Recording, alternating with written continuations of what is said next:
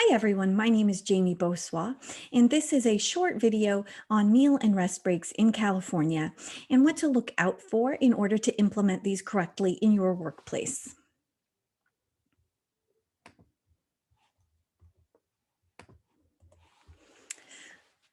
Meal and rest breaks are provided to non-exempt employees in most instances.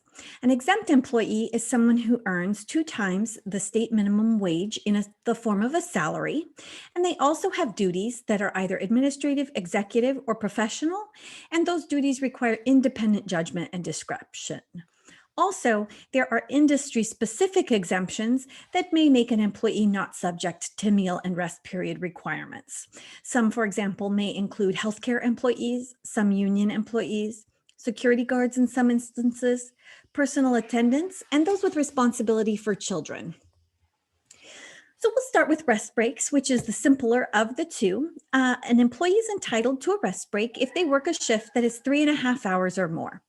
A rest break should be an uninterrupted 10-minute period during which the employee is not required to work. And they should be relieved of all duties, and the employer must relinquish control over how the employees spend their break time. One 10-minute rest period must be provided for each 4-hour period worked or major fraction thereof, which we consider to be more than 2 hours. Rest breaks should be taken in the middle of the work period insofar as practicable.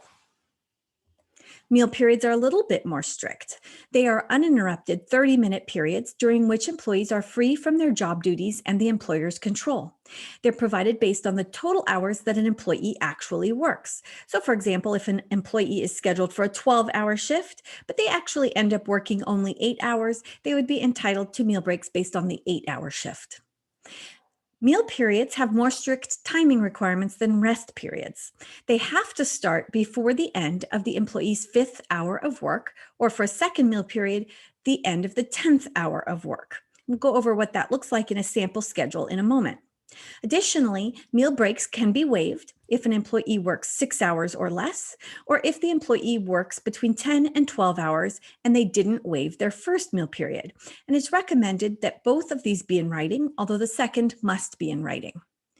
And if the employee is required to remain at the work site, a suitable place for the employee to eat must be provided for their meal breaks.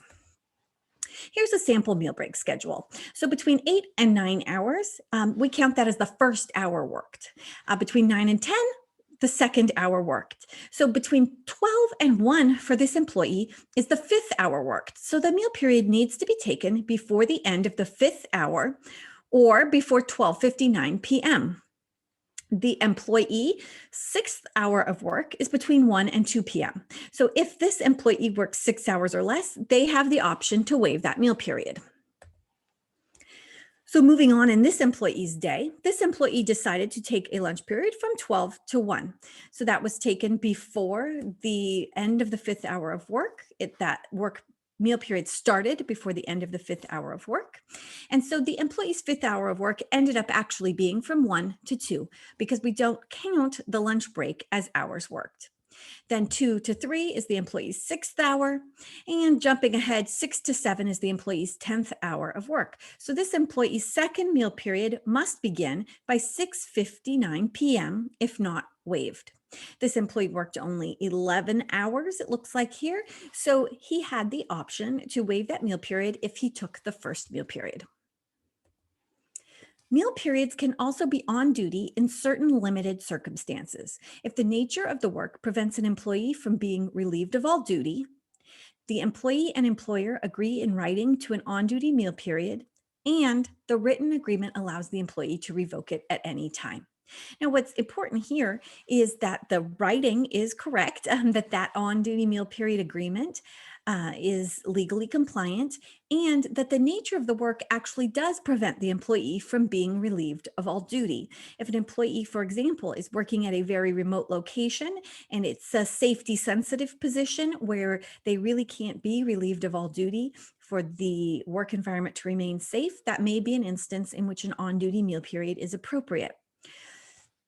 Also, the meal period must still be 30 minutes in length, meaning that employee does need to have an opportunity for 30 minutes to take the meal period and eat their meal, even if they aren't completely relieved of all duty. When employees are denied the opportunity to take a meal or a rest break, they're entitled to 1 extra hour of pay at their regular hourly rate. They're entitled to just one meal period premium and one rest period premium per workday, up to a total of two.